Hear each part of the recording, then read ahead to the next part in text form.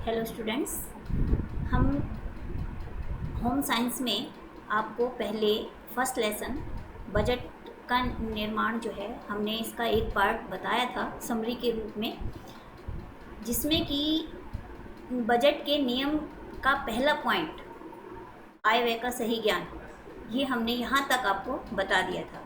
अब हम इससे आगे सेकंड पॉइंट है मूलभूत आवश्यकताओं का निर्धारण, इसके विषय में बताएंगे। परिवार की मूलभूत जो आवश्यकताएं होती हैं उनका निर्धारण कर लेना आवश्यक है कि परिवार में कितनी आवश्यकताएं, क्या क्या, किन किन आवश्यकताओं का जो परिवार की आवश्यकताएं होती हैं उनको निर्धारित करके उन पर आवश्यक रूप से व्यय होना चाहिए। यह जो है बजट निर्माण के समय जो है निर्धारण कर लेना चाहिए। फिर है बचत की व्यवस्था संबंधी सिद्धांत। सफल पारिवारिक बजट के लिए बचत में कुछ ना कुछ अवश्य होना चाहिए, क्योंकि अगर व्यक्ति बचत नहीं करता है तो भविष्य में उसे अनेक समस्याओं का सामना करना पड़ सकता है। फिर है आकस्मिक आवश्यकताओं के लिए व्यवस्था। आकस्मिक मतलब अचानक होने वाली जो घटनाएं हैं उनके विषय में भी हमें आवश्यक ध्यान में रखना चाहिए बजट निर्माण के समय, क्योंकि इन आकस्मिक जो आवश्यकताएं हैं, जो आकस्मिक दुर्घटनाएं हैं, इनके लिए काफ़ी धन की आवश्यकता होती है। इसीलिए बजट बनाते समय हमें इन आवश्यकताओं को भी ध्यान में रखना चाहिए। फिर है भविष्य के नियोजन संबंधी सिद्धांत। सफल पारिवारिक बजट बनाने के लिए या निर्माण करते समय हमें भविष्य के लिए भी कुछ ना कुछ धन बचाकर चलना चाहिए, क्योंकि भविष्य में यह धन बचाना आवश्यक होता है।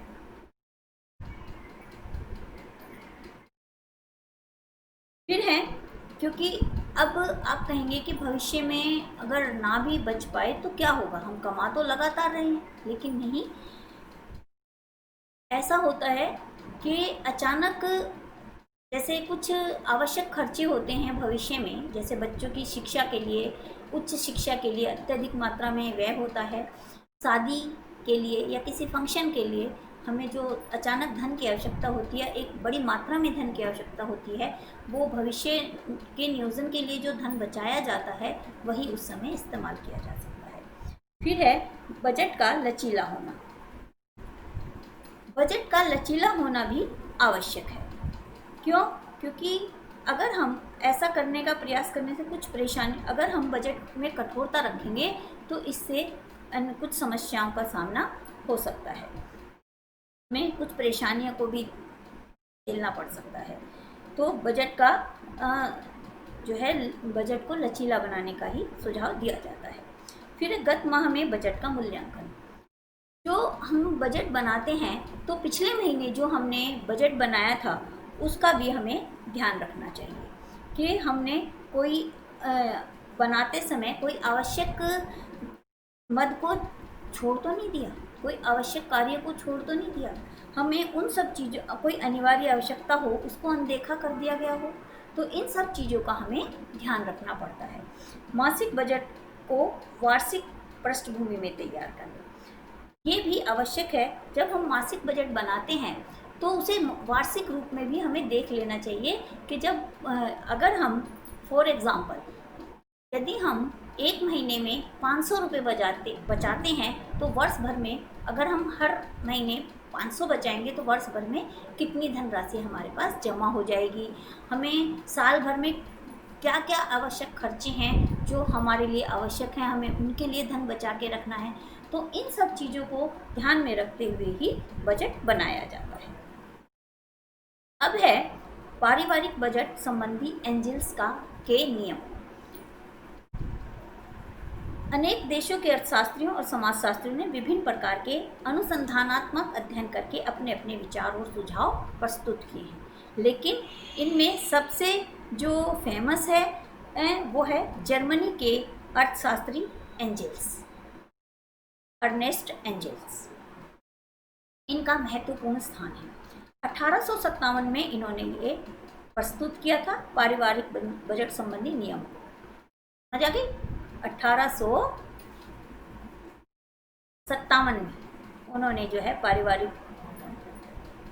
बजट के नियमों को प्रस्तुत किया था। तो पारिवारिक इसके जो हैं इन्होंने अनेक नियम थे इनके, जैसे पारिवारिक आय में जैसे जैसे वृद्धि होती है परिवार द्वारा भोजन पर किए जाने वाले व्यय को की प्रतिशत घट जाता है और अन्य जो विलासिता संबंधी वस्तुएं हैं उनमें बढ़ जाता है। दूसरा, वस्त्र, आवास, प्रकाश, ईंधन आदि पर होने वाले व्यय का प्रतिमान भी सदैव स्थिर है। इन पर जो है कभी ना घटता है ना बढ़ता है बल्कि स्थिर रहता है। ये एंजल्स के सिद्धांत है।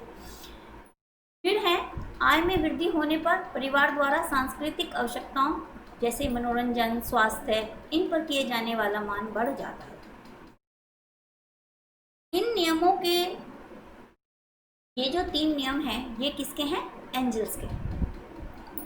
इसको लेकिन इन नियमों का जो है कुछ लोगों ने विरोध भी किया है, आलोचना की है। तो इनकी आलोचना क्या है? जो एंजल्स ने जो सिद्धांत बनाए थे उनकी कुछ लोगों ने आलोचना की है। क्या है वो? इस सिद्धांत में जो एंजल्स ने सिद्धांत बनाया इसमें डॉक्टर और अध्यापक के का जो भोजन की मद है उसको बहुत अधिक मात्रा में स्वीकार किया है। मतलब उनका जो खर्चा है वो बहुत अधिक मात्रा में उन्होंने तय किया है। और इसके अलावा डॉक्टर और अध्यापक का जो रहने पर मतलब आवास पर जो खर्च है वो काफ़ी कम कर दिया है। और जो नगरों में जबकि नगरों में रहने वाले लोगों का आवासीय खर्च काफ़ी अधिक होता है। तीसरा है, मध्यम वर्ग और उच्च वर्ग के परिवार में वास्तव में शिक्षा और स्वास्थ्य का मद पर पर्याप्त व्यय करते हैं। यानी जो मध्यम वर्ग है और उच्च वर्ग है वो शिक्षा और स्वास्थ्य और मनोरंजन आदि पर काफ़ी व्यय करते हैं। मतलब 10 से 15% की अपेक्षा अधिक आय व्यय की जाती है। फिर है, एंजल्स ने सिद्धांत में स्वीकार किया है कि आय बढ़ने पर प्रकाश व्यवस्था की जो घर में प्रकाश व्यवस्था होती है उस पर व्यय नहीं बढ़ता, जबकि ये गलत है। जब व्यक्ति की आय बढ़ती है, उसकी आर्थिक स्थिति बढ़ती है, अच्छी होती है, तो उसकी जो है वो इन चीज़ों पर भी थोड़ी अधिक मात्रा में व्यय करता है। बट इसमें एंजल्स के पारिवारिक सिद्धांत में कोई बजट का प्रावधान नहीं है। बजट में बचत का कोई प्रावधान नहीं है, जबकि बजट की जो मुख्य बात है वो बचत है। अगर हम बजट नहीं बनाते हैं तो भविष्य के लिए वो काफ़ी हमें परेशानियों का सामना करना पड़ सकता है। फिर है, व्यवहारिक तथा प्रतिवर्ष बजट। इसमें क्या है, पारिवारिक बजट की अवधारणा पूरी सैद्धांतिक नहीं है, वरन यह एक व्यवहारिक महत्व की अवधारणा है। प्रत्येक गृहिणी को बजट तैयार करने पर व्यवहारिक ज्ञान होना चाहिए। कोई भी जब हम बजट बनाते हैं तो हमें उसका व्यवहारिक ज्ञान होना आवश्यक है। जब तक हमें उसके बारे में व्यवहारिक ज्ञान प्राप्त नहीं होगा तब तक अच्छे से हम बजट नहीं बना पाएंगे। अब आता है दैनिक व्यय का लेखा रखने की विधि। बजट के अनुरूप ही व्यय हो रहा है या नहीं, इसका हिसाब किताब का रखने का आयोजन करना चाहिए कि जो हम बजट बनाते हैं क्या सभी कार्य उसके अनुसार हो रहे हैं या नहीं हो रहे हैं, इसका हमें ध्यान रखना चाहिए। इसको एक डायरी पर भी लिखना चाहिए कि हम डेली क्या खर्च करते हैं। डेली जो खर्चे किए जाते हैं उनका हमें ध्यान रखना चाहिए। हो सके तो एक डायरी पर लिख लेना चाहिए। जैसे भोजन है, वस्त्र है, आवास है, स्वास्थ्य है, शिक्षा है, मनोरंजन है, इन पर क्या क्या हमने व्यय किया है, इस विषय पर हमें ध्यान रखना चाहिए।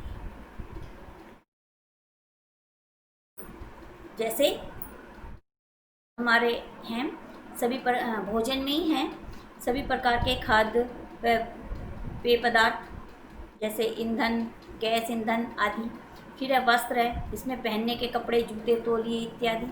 आवास है, किराया या गृह कर, पर्दे, सजावट का सामान, फर्नीचर आदि। शिक्षा है, स्कूल की फीस है, स्टेशनरी आदि। मनोरंजन है, मित्रों का स्वागत, उपहार, भेंट, यातायात, पत्र व्यवहार, पर्व आदि। तो बच्चों ये जो चीज़ें हैं ये आवश्यक खर्चे हैं। इन सब चीज़ों पर जो खर्चा किया जाता है उनको हम इग्नोर नहीं कर सकते, उनको हम नहीं छोड़ सकते, ये आवश्यक होता है। मनोरंजन में हम ये कर सकते हैं कि थोड़ा सा कम कर दें या नहीं, लेकिन और सब चीज़ें तो भाई, हालांकि जीवन के लिए मनोरंजन आवश्यक है, लेकिन इसमें हम ये कर सकते हैं कि मनोरंजन पर कुछ व्यय हम कम कर सकते हैं। लेकिन भोजन, वस्त्र, आवास, स्वास्थ्य, शिक्षा ये तो सभी कंपलसरी होते हैं। अब आता है गृह व्यय में मितव्ययता के सुझाव।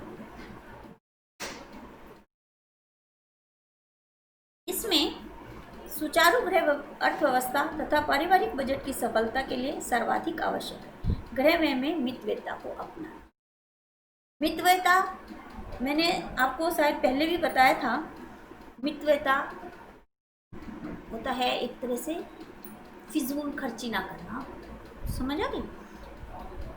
यह अपव्यय से बचने का एक उपाय है। मितव्ययता कंजूसी नहीं होती। अगर हम ये कहें कि मितव्ययता कंजूसी है, कंजूसी नहीं, बस फिजूल खर्ची ना करना। मितव्ययता में परिवार की आवश्यकताओं की अवहेलना नहीं की जाती, वरन उसे सूझबूझ द्वारा रूपांतरित किया जाता है। मितव्ययता के लिए वस्तु की कीमतों की पूर्ण जानकारी, कीमतों की तुलना, विभिन्न वस्तुओं के गुण दोष की जानकारी व उनके कम कीमत में उपलब्ध होने के स्थान की जानकारी होना आवश्यक है। मितव्ययता के कुछ निम्नलिखित बातों को अनिवार्य रूप से ध्यान में रखा जाता है।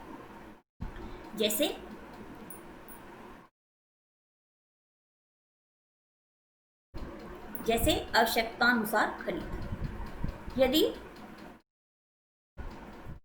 हम किसी वस्तुओं को आवश्यकतानुसार, कोई भी वस्तु हम आवश्यकतानुसार ही हमें खरीदनी चाहिए। किस वस्तु की कितनी आवश्यकता है, कब आवश्यकता है, तभी हमें उस वस्तुओं को खरीदना चाहिए। और जहाँ अगर कहीं थोक में वस्तुएं मिलती हैं तो हमें ऐसा नहीं है कि लापरवाही से अपना बजट बिगाड़ के वो वस्तुएं खरीदते रहना चाहिए, बल्कि जिन चीज़ों की आवश्यकता है केवल वही वस्तुएं हमें खरीदनी चाहिए।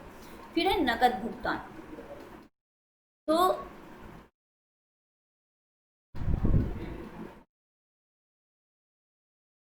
नकद भुगतान में क्या होता है? मितव्ययता की धारणा घरेलू वस्तुएं यथासंभव नकद भुगतान द्वारा ही खरीदनी चाहिए। क्यों? क्योंकि आजकल बहुत सी वस्तुएं किस्तों पर मिलती हैं। उससे क्या नुकसान? कुछ लोग बस सामान लेने के लिए किस्तों पर सामान ले लेते हैं, मतलब ताकि धीरे धीरे किस्तें देते रहेंगे और सामान घर पे आ जाएगा। लेकिन इससे क्या नुकसान होता है? हमें किस्तें जो है फालतू देनी पड़ती है, इससे कि पारिवारिक बजट बिगड़ सकता है। फिर है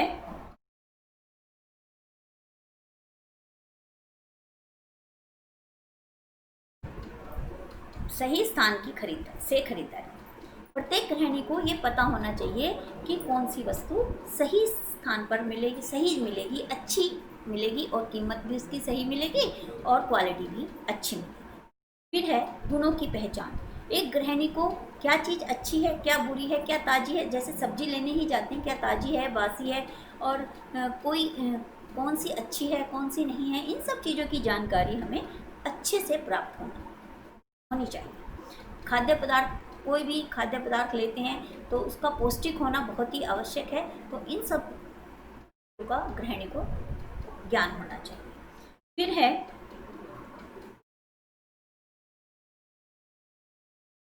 कुछ वस्तुएं थोक में खरीदनी चाहिए।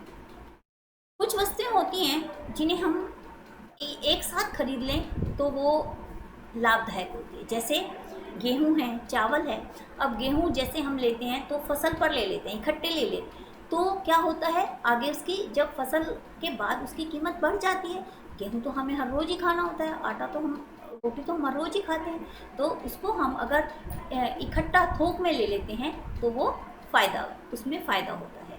ऐसे ही चावल है, ऐसे ही सरसों का तेल है, या ये ऐसी चीज़ें ये हैं जिन्हें हम थोक में ले लें अगर, तो वो अच्छा होता है, वो जो है घर के लिए लाभदायक होता है। मितव्ययता के दृष्टिकोण से भी घर पर ही तैयार कर लेना चाहिए इस दृष्टिकोण। समझ आ गई।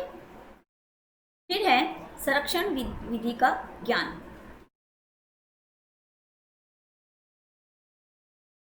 संरक्षण विधि, संरक्षण का ज्ञान है तो घर में ही अचार, मुरब्बे, चटनी आदि का तैयार किए जा सकते हैं।